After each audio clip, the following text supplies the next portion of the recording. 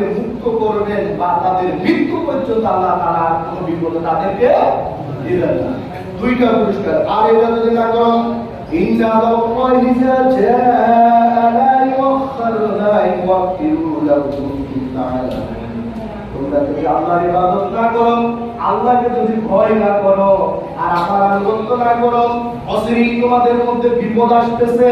মনে রেখো, যদি আল্লাহ তাআলার পক্ষ থেকে বিপদ এসে যায়, আল্লাহ তাআলা কাউকে অবকাশ আর কাউকে রেহাই দিবেন না।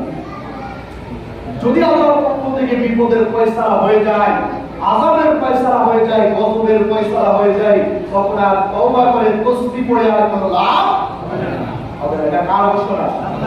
আল্লাহর ঘোষণা। এই যখন ঘোষণা দিতেছে, তখন কওম নূহ আলাইহিস সালামের জাতিরা কি সহজে মেনে নিছে?